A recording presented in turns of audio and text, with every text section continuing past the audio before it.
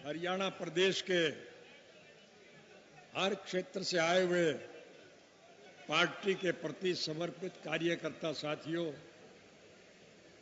मैं आप सबका आभार व्यक्त करता हूं और आप आए चौधरी देवीलाल के प्रति अपने श्रद्धा सुमन अर्पण करने के लिए मुझे बहुत प्रसन्नता है कि आपके साथ कंधे से कंधा मिला करके मैं भी उनके जन्मदिवस पर उनको समर्पण भाव से सम्मानित करूंगा और आपको ये वायदा दिला करके जा रहा हूं कि आप लोगों के सहयोग और समर्थन से जब हरियाणा प्रदेश में आपकी पार्टी की सरकार बनेगी, जो पूर्ण रूप से निश्चित, आज हर आदमी की जुबान पर एक बात है कि जब भी चुनाव होंगे हरियाणा प्रदेश में इंडियन नेशनल लोकदल पार्टी की सरकार बनेगी। उर्दू का एक मुहावरा है, आवाज एक खलक नगाड़ा एक खुदा, कि जनता की जो आवाज होती है वो भगवान का नगाड़ा होता है। निश्चित रूप से आपकी सरकार बढ़ेगी और सरकार बनने के बाद मैं आपकी सारी दुख तकलीफ और मुसीबतों का निवारण करने का काम करूंगा। ये मेरे कहने की आवश्यकता नहीं, अगर अतीत में हमने अच्छे काम किए हैं तो भविष्य में और ज्यादा अच्छे काम करेंगे। हम बेरोजगार युवकों को रोजगार प्रदान करेंगे। आपके बीच में 10.5 साल के बाद आने का मुझे अवसर मिला। कांग्रेस पार्टी की सरकार ने एक साजिश और षड्यंत्र करके मुझे 10 साल के लिए जेल भिजवाने का काम किया और फिर मेरी गैर हाजिरी में एक दुष्प्रचार किया कि अब चौटाला तो जेल में मरेगा और इंडियन नेशनल लोकदल पार्टी समाप्त हो जाएगी। आप बधाई के पात्र हैं कि मेरी गैर हाजिरी में आपने संगठन को पहले के मुकाबले में ज्यादा मजबूत बनाया। मैं आपसे उम्मीद रखता हूं कि आज आपके संगठन की मजबूती की बहुत आवश्यकता है। ये जन सम्मान इस बात को प्रमाणित करता है कि आपने निश्चित रूप से इस भ्रष्ट और कुरूप सरकार को बदलने का मन बना लिया। जेल से रिहा होने के बाद पहली दफा मुझे उन साथियों का आभार करने का अवसर मिला जो पिछले 10 महीनों से किसान के हितार्थ आंदोलन में जूझ रहे। दिल्ली के बॉर्डर पर सड़कों पर बैठे, गर्मी सर्दी की परवाह किए बिना, बारिश की परवाह किए बिना भूखे प्यासे किसान आज आपके अधिकारों के लिए संघर्ष में जूझ रहे। और मुझे गौर से देखने का अवसर मिला कि उस संघर्ष में केवल किसान ही नहीं, आज 36 बिरादरी के लोग शामिल हैं। हिंदू, मुसलमान, सिख, ईसाई, हरिजन, बैकवर्ड, व्यापारी, कर्मचारी, कारखानेदार और मजदूर, किसान और कमेरा, 36 बिरादरी के लोग इस कुशासन का अंत करने के लिए मन बढ़ाए बैठे। उनकी भावनाओं को क्रियान्वित करने के लिए आप सबकी जिम्मेवारी बन जाती है कि आप संगठन को पहले के मुकाबले में और ज्यादा मजबूत बनाएं। संगठन जब मजबूत होगा तो निश्चित रूप से आपकी सरकार बनेगी। अभी हरियाणा प्रदेश में ऐलनाबाद के विधानसभा क्षेत्र की सीट खाली है। भारतवर्ष के संविधान के मुताबिक अगर कोई सीट खाली होती है तो उसका चुनाव 6 महीने के अंदर अंदर कराना पड़ता है। लेकिन सरकार इस डर से उस चुनाव को टालती जा रही है कि सरकार में तुम्हारी हार होगी, इसलिए वो इस चुनाव को टाल रहे हैं। लेकिन बकरे की मां कैथा और टालेगी, आखिर तो चुनाव कराना ही पड़ेगा। और जब चुनाव होंगे तो फिर निश्चित रूप से आपकी पार्टी का प्रत्याशी दूसरे सभी प्रत्याशियों की जमानतें जब्त कराने का काम करेगा। आपका आंदोलन सफल होगा। इस देश में किसानों के अधिकारों की लड़ाई के लिए इससे पहले भी 4 किसान आंदोलन हुए। वर्ष 1907 में पगड़ी संभाल जट्टा के नाम पर एक आंदोलन चला था, उसे बहुत कामयाबी मिली थी। सन 1917 में बिहार का चंपारण आंदोलन भी इस बात का प्रमाण है कि किसान वर्ग के लोग आज अपने अधिकारों के लिए पूर्ण रूप से सजग हैं। 1918 में गुजरात का खेदा आंदोलन और वर्ष 1928 में गुजरात का बारडोली आंदोलन इस बात का प्रमाण है कि सभी आंदोलनों में किसानों की जीत हुई। निश्चित रूप से इस आंदोलन में आपकी जीत होगी। इसलिए मैं आप सबसे निवेदन करूंगा कि संगठन को मजबूत बनाओ। जात बड़ी नहीं होती, जमात बड़ी होती है। और जमात जब बड़ी होगी तो फिर निश्चित रूप से परिस्थितियां आपके अनुकूल हो, सरकार आपकी बनेगी।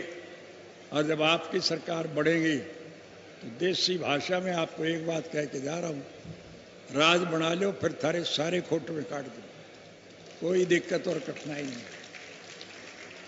3210 बच्चों को नौकरी देने के नाम पर मुझे 10 साल की बजाय 10.5 साल जेल काटनी पड़ी थी।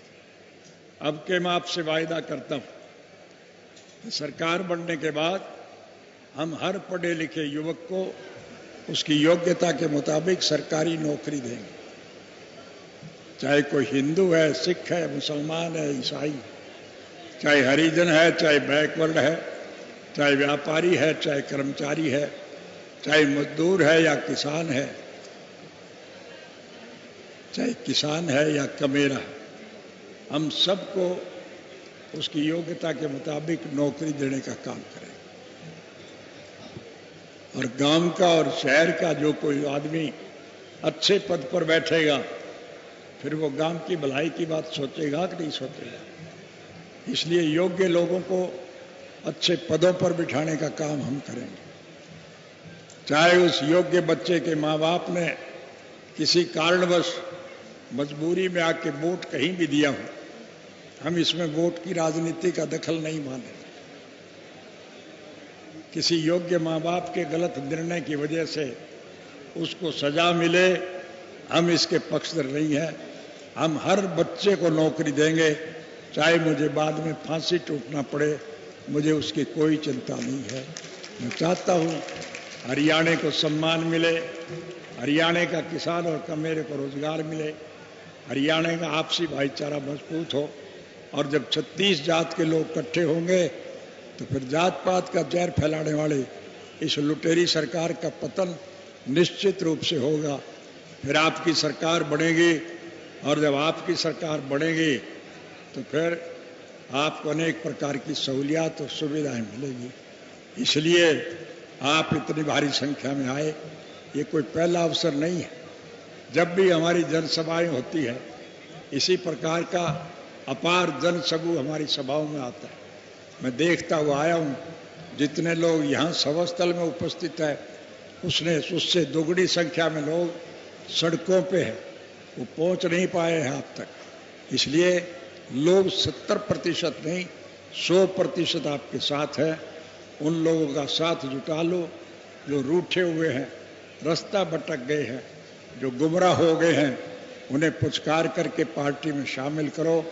और जब आप सब लोगों को जोड़ोगे तो फिर निश्चित रूप से आपकी सरकार बनेगी।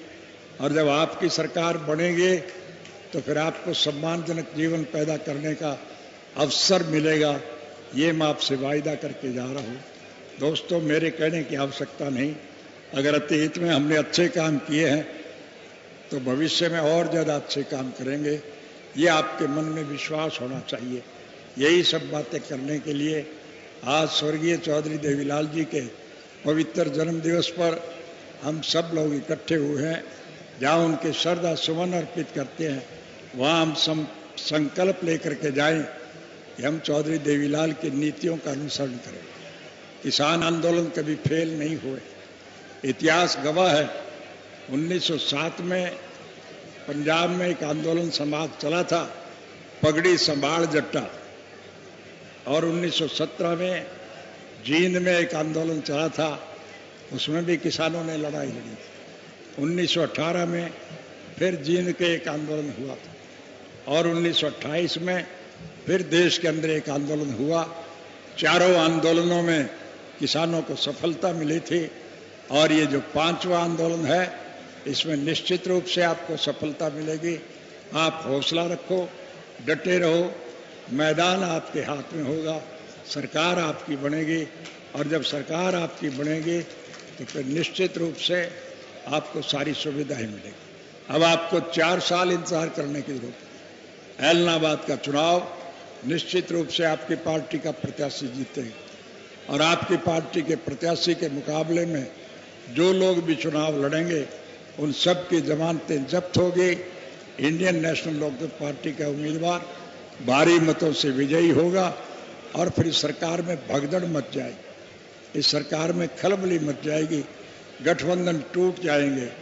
जो इनके चुने हुए साथी हैं वो इनको छोड़ करके हमारे साथ शामिल हो जाएंगे और जब सरकार अलपमत में रहेगी तो फिर निश्चित रूप से मध्यावधि चुनाव होंगे और मध्यावधि जब चुनाव होंगे तो फिर हरियाणा प्रदेश में आपकी सरकार बनना निश्चित है और जब आपकी हरियाणा में सरकार बनेगी तो उसका अनुसरण देश के दूसरे हिस्सों की सरकारें भी करेगी। सारे देश में परिवर्तन आएगा और इस परिवर्तन का श्रेय हरियाणा प्रदेश के बहादुर और जागरूक मतदाताओं को मिलेगा। इसलिए आपसे एक ही निवेदन करूंगा कि आप चौधरी देवीलाल जी के नक्शे कदम पर चलते हुए उनको हर प्रकार का सम्मान प्रदान करें, उनको श्रद्धा सुमन अर्पित करें और उनकी नीतियों का अनुसरण करते हुए संगठन को मजबूत बनाएं। यही आग्रह करने के लिए आज आपको निमंत्रण देकर के यहाँ बुलाया। आप आए, मैं आपका आभार व्यक्त करता हूँ और देश की जो बुरी हालत है उस बुरी हालत को सुधारने का हम काम करें। साथियों, नारे व्यक्तिगत नहीं लगाए जाते। अगर नारे लगाने से काम करता तो मैं जेल में खाली बैठा था, मैं अकेला ही चला देता। काम करने से काम चलेगा। साथियों, हमारी सरकार के वक्त में जो सुविधाएं हमने लोगों को दी थी उससे ज़्यादा सुविधाएं हम देंगे, ये मैं आपसे वायदा करके जाता हूँ। आपके कर्जे माफ होंगे, आपको रोजगार दिया जाएगा, आपका व्यापार बढ़ेगा, कारखाने पुनः चालू किए जाएंगे और लोगों को सम्मानजनक जीवन व्यतीत करने का अवसर मिलेगा। यही कुछ बातें करने के लिए आपको निमंत्रण देकर के यहाँ बुलाया। आप आए, मैं आपका आभार व्यक्त करता हूँ और एक बात आपसे खास तौर से कहना चाहूँगा। आज सारा देश महात्मा गांधी को किस नाम से याद करता है आपको ज्ञान? महात्मा गांधी को सारा देश राष्ट्रपिता के नाम से याद करता है कि नहीं करता? और चाचा नेहरू को ये देश, पंडित जवाहरलाल नेहरू को ये देश चाचा नेहरू के नाम से याद करता है। इसी प्रकार से चौधरी देवीलाल जी को ये देश ताऊ के नाम से याद करता है और ताऊ की भूमिका अच्छे ढंग से रही है। हम अपने बचपन को याद करें, हमारे किसी काम की सजा अगर हमें मिलती तो पिताश्री हमारी मदद नहीं करते थे, चाचा भी मदद नहीं करता था, लेकिन ताऊ के पास जब आप जाते थे तो फिर ताऊ हमें सम्मान दिया करता था। और उसके लिए अगर आर्थिक संकट था तो चांद तोड़ करके भी पैसे ला करके वो हमारी मदद करता था। आज समूचे राष्ट्र के स्तर पर ताऊ की उपाधि एक सर्वश्रेष्ठ उपाधि है। इसलिए ताऊ के सम्मान में हम आप सब लोग यहाँ आए। आपका पुनः आभार व्यक्त करता हूँ। आप सबका बहुत बहुत धन्यवाद।